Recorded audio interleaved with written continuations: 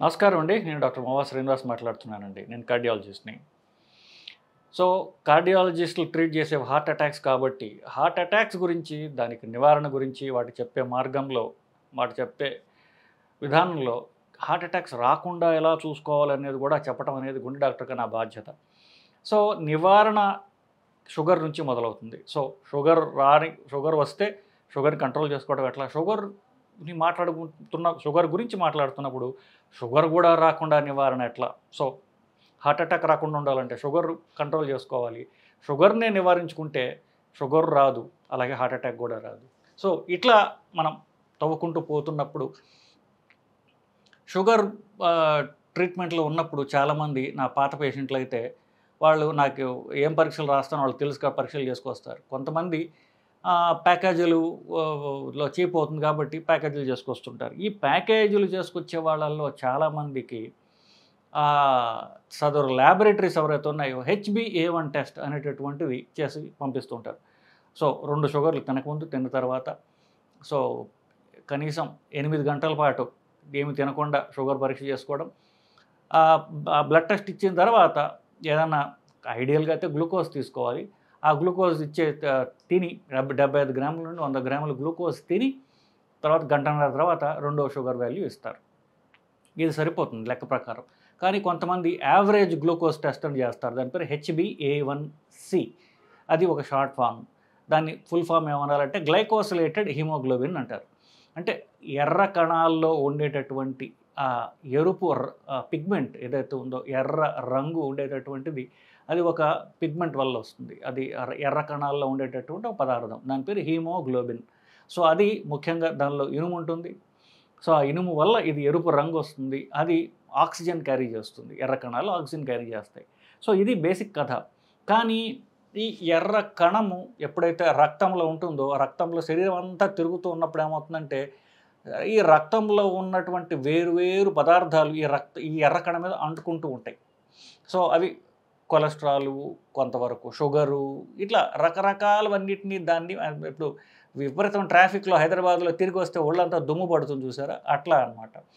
So, మీరు ట్రాఫిక్లో helmet పెట్టుకోకుండా బైక్ మీద వెళ్ళొచ్చి ఇంటికి వచ్చి తలస్నానం చేయండి, ఎంత మట్టి వస్తుందో మీకే తెలుస్తుంది.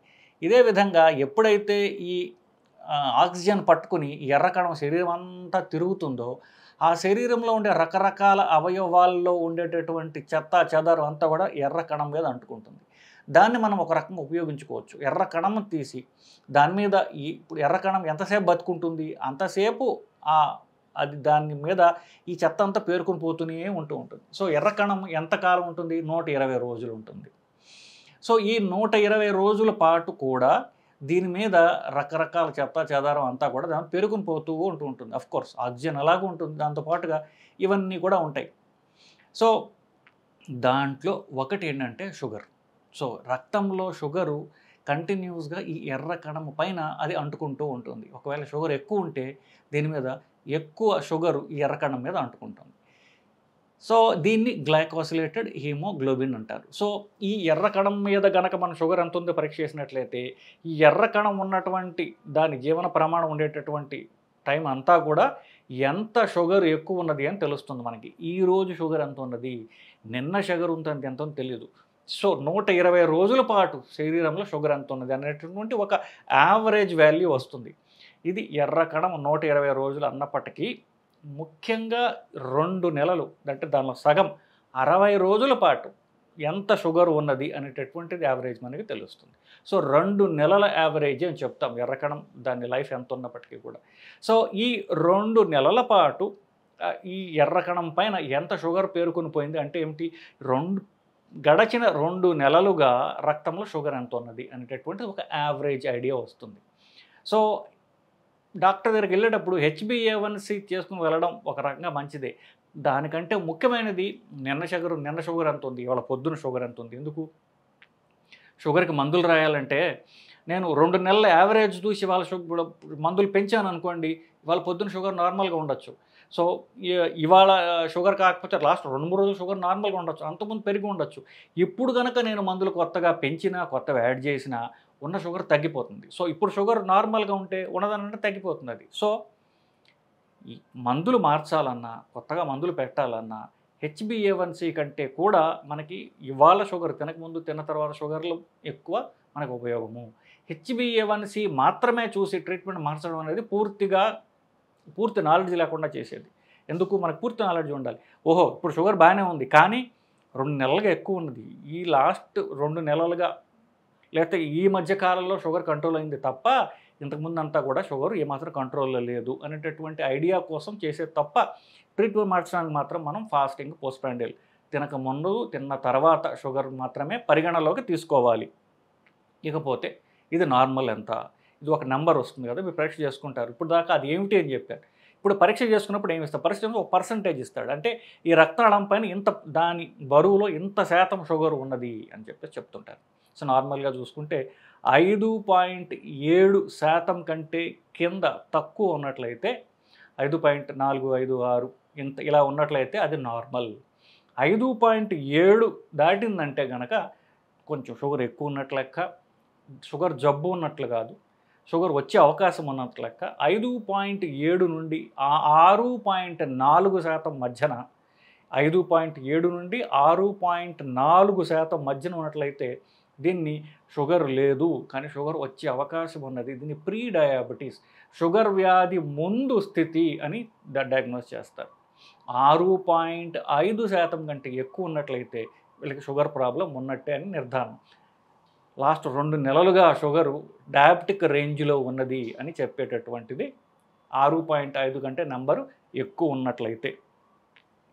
సో ఈ రక్తంలో షుగర్ ఎందుకు ఎక్కువ ఉంటుంది? మనం తినే తిండిలో ఉన్నటువంటి గ్లూకోజ్ కణాలకు వెళ్ళిపోవాలి.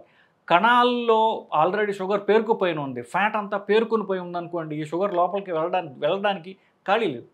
సో అలాంటప్పుడు షుగరు దానికి ఇంట్లో ఖాళీ లేక, లిఫ్ట్లో ఖాళీ లేక, అది రోడ్డు మీద ఉన్నట్టుగా ఈ షుగర్ ఇంకా రోడ్ల మీద రక్తనాళం తిరుగుతూ ఉంటుంది. ఎందుకు? దాని కణాల్లో పోవడానికి ఖాళీ లేదు. కణాలన్నీ ఫ్యాట్ తోటి, కొవ్వు పదార్థాలతోటి, షుగర్ తోటి పేరుకునిపోయి ఉన్నాయి కాబట్టి. సో కణాలలో పేరుకునిపోయి ఉన్నది, ఆల్రెడీ కణాలంతా ప్యాక్డ్, అదంతా హౌస్ఫుల్గా ఉన్నది అని చెప్పడానికి ఇది ఒక ఇండైరెక్ట్ ఎవిడెన్స్. సో షుగర్ ఎక్కువే ఉన్నది, అంతేకాకుండా కణాల్లో కూడా పూర్తిగా షుగరు, కొలెస్ట్రాల్ పేరుకునిపోయి ఉన్నాయి అనేటి ఒక ఇండైరెక్ట్ ఇన్ఫర్మేషన్ మనకి ఇస్తుంది. అంటే కణాల్లో ఫ్యాట్ ఉన్నది అంటే శరీరంలో ఫ్యాట్, లావుగా ఉన్నారు. ఎప్పుడైతే శరీరం లావుగా ఉందో ఫ్యాట్ కదా, ఆ ఫ్యాట్ కణాల్లో అంతా పేరుకునిపోయి బయటికి వచ్చేస్తుంది అదంతా కూడా. అప్పుడు కణాల్లో ప్లేస్ లేదు. మనం తిన్న తిండి అంతా కూడా కణాల్లో పోవడానికి ఖాళీ లేక అది రక్తంలోనే ఉంటుంది. రక్తంలో మనం పరీక్ష చేసినట్లయితే షుగర్ ఎక్కువగా ఉంది అని చెప్తూ ఉంటారు. సో ఇది బేసికలీ.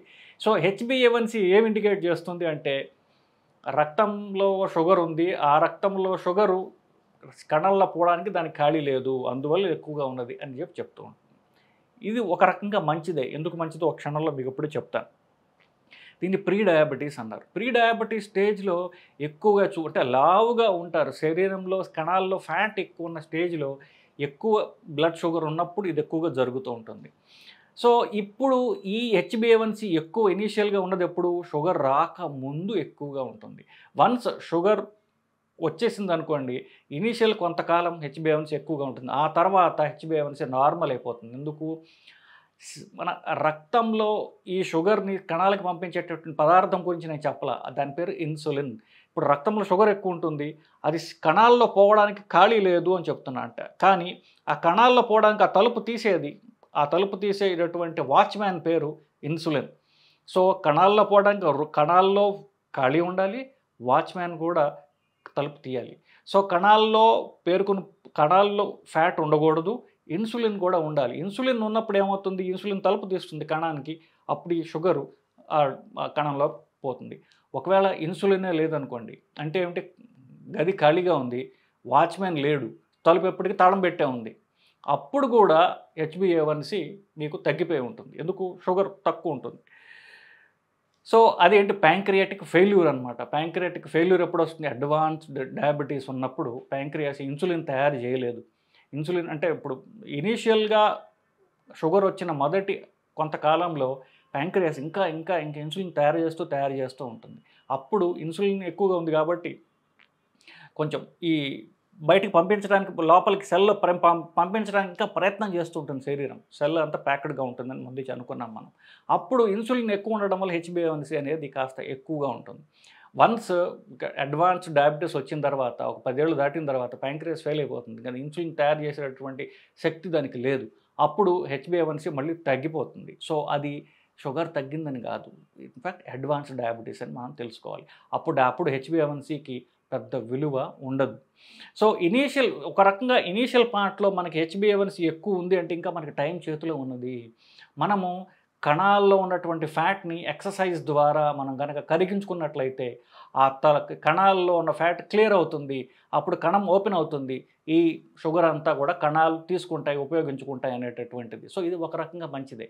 సో HbA1c ఎక్కువ ఉంటే మనకి ఇంకా టైం ఉన్నది. మనకి డైట్ మాడిఫై చేసుకోవడానికి, ఎక్సర్సైజ్ చేసి కణాల్లో ఉన్న ఫ్యాట్ కరిగించుకోవడానికి మనకి ఇంకా టైం ఉన్నది అనేటటువంటి ఒక సదవకాశాన్ని ఇది మనకి సూచిస్తుంది బేసికలీ. సో HbA1c ఎక్కువ ఉంటే మనం ఆందోళన చెందాల్సిన అవసరం లేదు.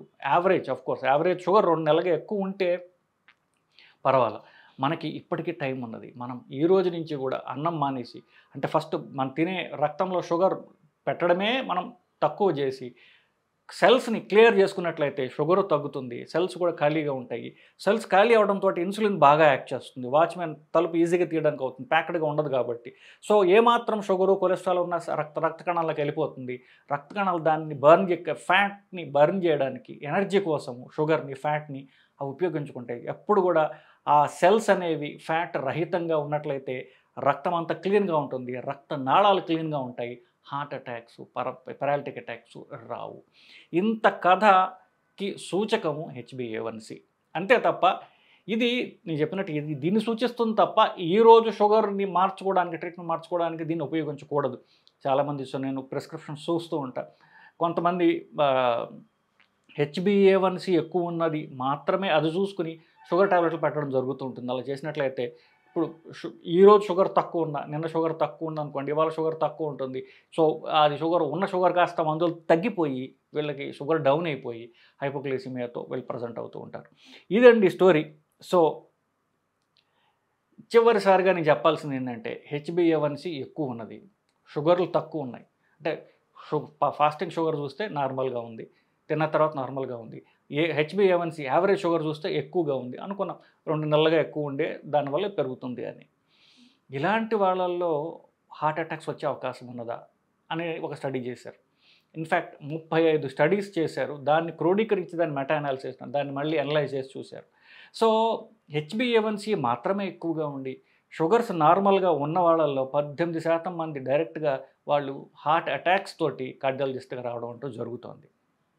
సో మనకి టైం ఉన్నది. షుగర్ తగ్గించుకోవడానికి, షుగర్ రాకుండా నివారించుకోవడానికి మనకి టైం ఉంది. కానీ వీళ్ళలో 18% మంది డైరెక్ట్గా షుగర్ కాంప్లికేషన్, హార్ట్ అటాక్ అంత దూరం పోకుండా వాళ్ళకి జెనెటిక్ రిస్క్ ఎక్కువ ఉన్నట్లయితే ఇప్పుడే షుగర్ ముందు స్టేజ్లోనే వాళ్ళకి 18% మందిలో హార్ట్ అటాక్స్ రావడం అంటూ జరుగుతూ ఉన్నది. సో ఇది అంత తేలికగా లైట్గా తీసుకునేటటువంటి వ్యవహారం కాదు.